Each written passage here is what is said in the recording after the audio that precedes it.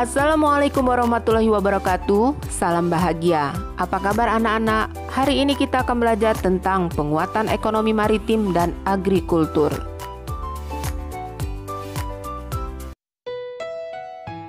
Kita telah belajar tentang perdagangan antar daerah atau antar pulau dan perdagangan antar negara.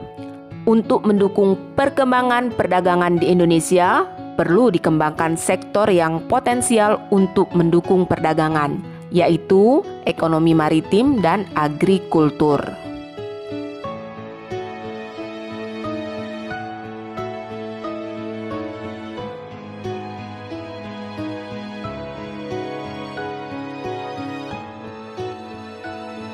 Indonesia merupakan negara kepulauan yang punya banyak potensi di bidang maritim atau kelautan.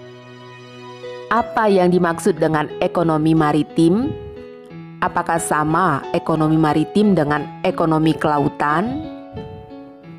Ekonomi maritim adalah kegiatan ekonomi yang mencakup transportasi laut, industri galangan kapal dan perawatannya, pembangunan dan pengoperasian pelabuhan, beserta industri dan jasa terkait.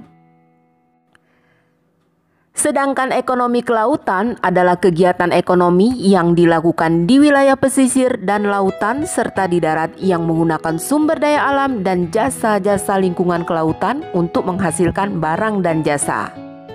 Seperti nelayan mencari ikan di laut, usaha pengawetan ikan di pantai, usaha budidaya rumput laut, dan lain-lain.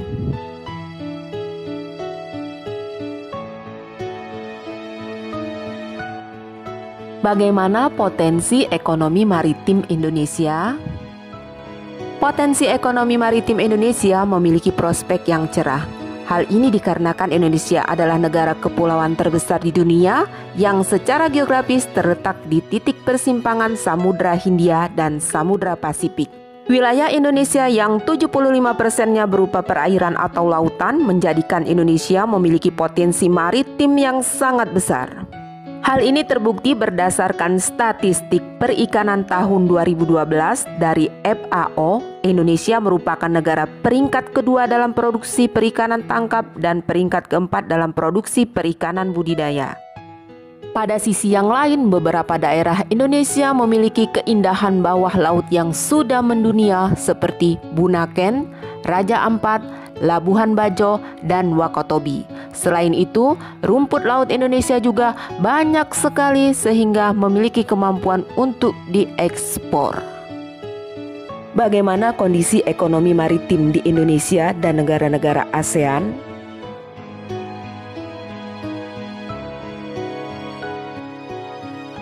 Kondisi ekonomi maritim di Indonesia dilihat dari sektor pelayaran masih belum maksimal dalam meningkatkan perekonomian negara. Hal ini disebabkan fasilitas kapal angkut yang belum memadai, sistem pelabuhan yang perlu diperbaiki, dan daya saing sumber daya manusia di sektor pelayaran masih relatif rendah. Sedangkan kondisi ekonomi maritim di Indonesia di sektor perikanan bisa dibilang cukup berkembang. Kementerian Kelautan dan Perikanan juga sudah mengadakan gerakan makan ikan dengan harapan adanya peningkatan yang konsisten di sektor perikanan. Berikutnya kondisi ekonomi maritim Indonesia pada sektor pariwisata bahari. Sektor pariwisata bahari di Indonesia belum dikembangkan dengan maksimal. Padahal jika pariwisata bahari di Indonesia dapat dimaksimalkan, maka akan menimbulkan dampak positif seperti terserapnya lapangan kerja, meningkatnya minat investor di bidang pariwisata, dan meningkatnya devisa negara. Salah satu contoh pariwisata bahari adalah Raja Ampat, Papua.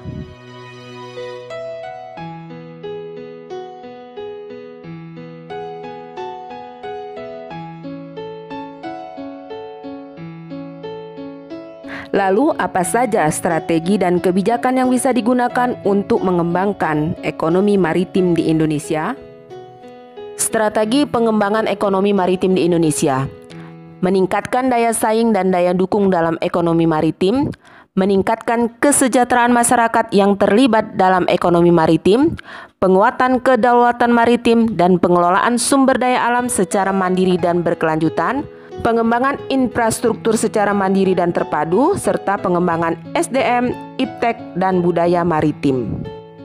Sedangkan kebijakan pengembangan ekonomi maritim di Indonesia dengan membangun sekolah pelayaran dan perkapalan, memberikan pelatihan kepada nelayan, peternak ikan, dan pelaku sektor ekonomi maritim, melakukan patroli laut, melakukan penindakan terhadap kapal pencuri ikan, dan melarang beroperasinya pukat harimau, bom ikan, dan racun ikan.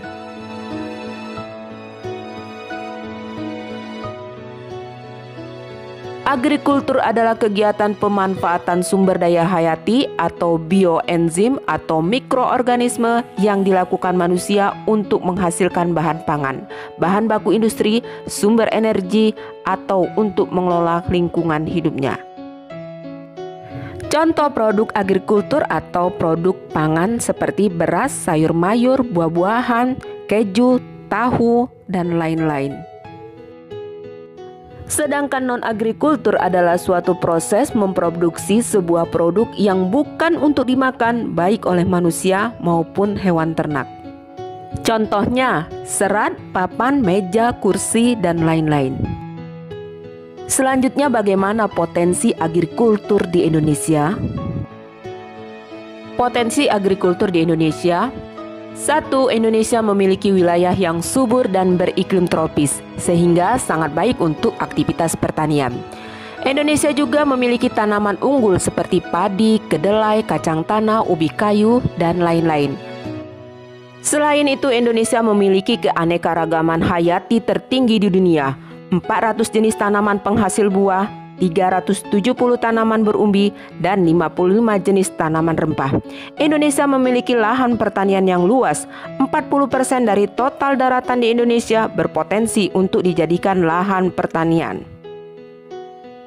Indonesia memiliki 35 juta tenaga kerja di sektor agrikultur, serta memiliki pangsa pasar yang besar, yaitu lebih dari 230 juta orang sebagai konsumen bahan pangan.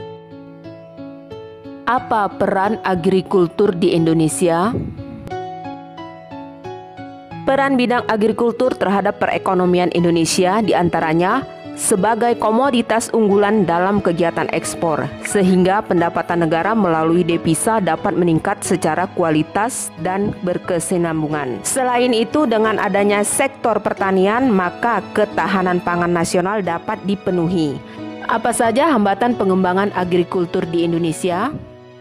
Pengembangan di bidang agrikultur di Indonesia mempunyai beberapa hambatan, antara lain skala usaha pertanian pada umumnya relatif kecil, modal terbatas, penggunaan teknologi masih sederhana, sangat dipengaruhi musim, pada umumnya berusaha dengan tenaga kerja keluarga, akses terhadap kredit, teknologi, dan pasar rendah. Pasar hasil pertanian sebagian besar dikuasai oleh pedagang-pedagang besar sehingga akan merugikan petani. Ahli fungsi lahan pertanian menjadi lahan non-pertanian dan kurangnya penyediaan benih yang bermutu bagi petani. Apa saja strategi pengembangan agrikultur di Indonesia?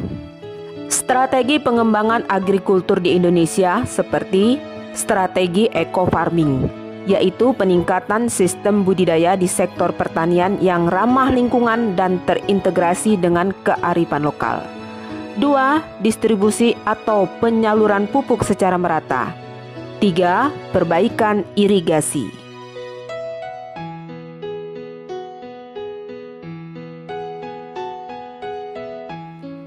Demikian pelajaran kita hari ini. Semoga bermanfaat. Tetap semangat. Wassalamualaikum warahmatullahi wabarakatuh.